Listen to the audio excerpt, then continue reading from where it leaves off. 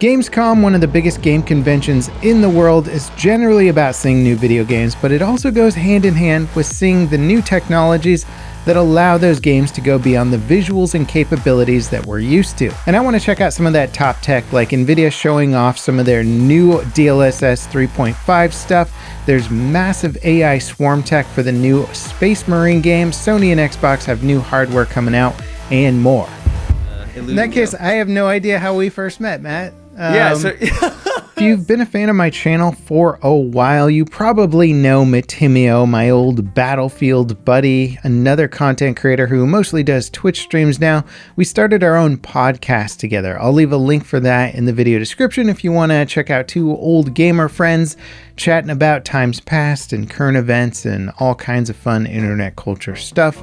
We're excited about starting that show, and I think you guys will like it. So when it comes to tech at Gamescom, probably the most exciting update for me is the DLSS 3.5 update from Nvidia. I personally think DLSS tech brings some of the most important advancements that we've seen when it comes to increasing game fidelity and performance, and DLSS 3.5 is taking things another step further. And it's even being integrated in some of the biggest games like Modern Warfare 3, which is huge for gamers. It's coming to Cyberpunk 2077, Alan Wake 2, Payday 3, and Fortnite. And even though it's not quite as ubiquitous as I think it could be, I think one day this type of tech is going to be industry standard and used in just about everything. Now, this new 3.5 upgrade promises a dramatic improvement to ray tracing on all the RTX GPUs. Their reflex low latency options are coming to the biggest games of the year, and Half-Life 2 is getting an epic RTX upgrade,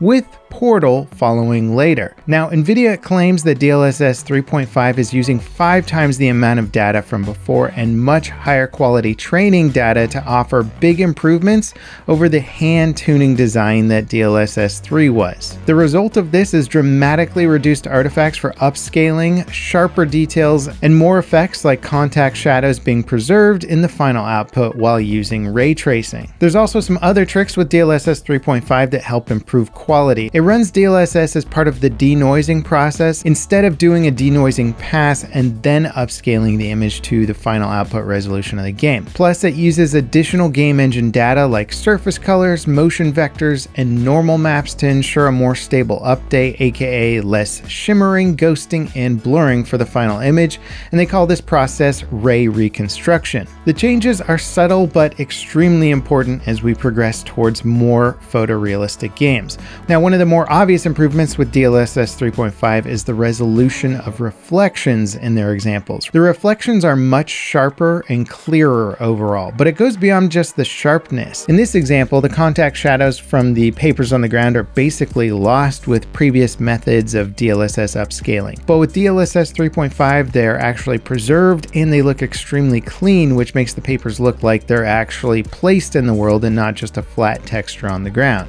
Now, the final and potentially most important benefit of DLSS 3.5 is that it's actually bringing a noticeable performance improvement. As if DLSS 3 wasn't a huge enough boost, this is taking it even further. Now, before DLSS 3.5, if a game is doing ray traced reflection, shadows, and global illumination, each of those are calculated as separate processes, and denoising effects would be applied individually to each of those processes. But DLSS 3.5 takes the noisy version of each of those effects and runs ray reconstruction on all of them together in a single process, and that speeds up the overall post-processing and can give you a few extra FPS. Basically, not only is 3.5 just going to look better and more accurate, but it's also going to run faster, which is a very rare kind of upgrade to see with visual technology. Now, on the surface, it might not look like DLSS 3.5 is a huge leap forward. DLSS 3 was clearly a huge leap forward, and 3.5 is refining that process,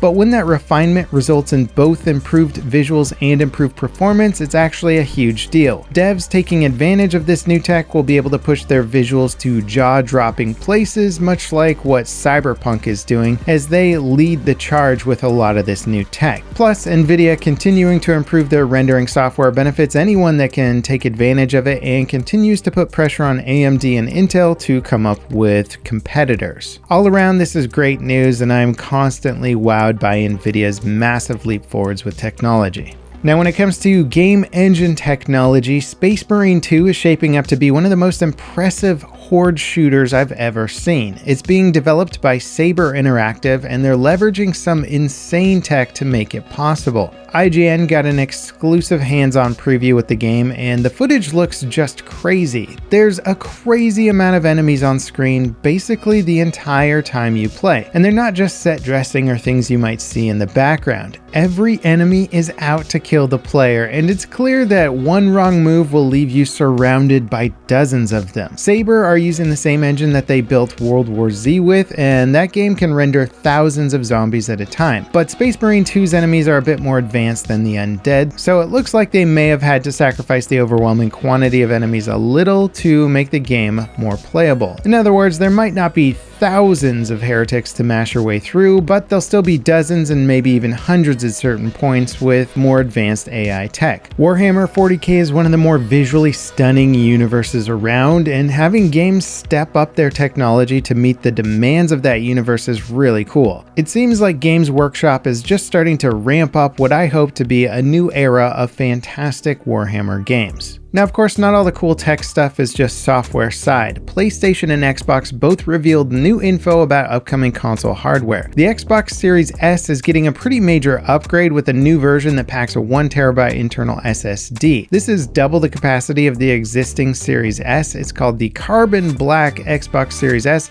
and will be about $50 more expensive than the original console. It also features a slightly updated design and an all-black color scheme.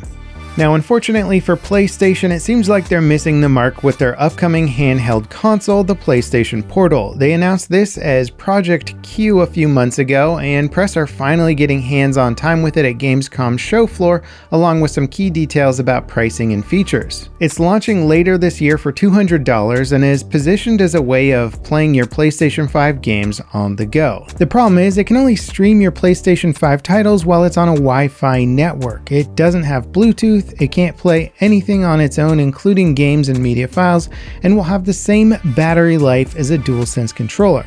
In other words, you'll only be able to stream content to it directly from your PlayStation 5, and if you're on a different network, that might mean you have to deal with things like latency and network lag and compression rates. And if you want wireless headphones, you'll need to drop an additional $200 on PlayStation's upcoming true wireless earbuds. What many thought might have been a worthy successor to the PlayStation Vita is shaping up to be a very tough sell for most gamers. I wouldn't be surprised if this is one of the bigger flops in PlayStation's history. Now, if you want to see some of the cooler game announcements from Gamescom, check out this video here. There's quite a lot of new and upcoming games that look pretty cool. I highlighted Delta Force, and this one is a potential Battlefield competitor, but we'll have to wait and see.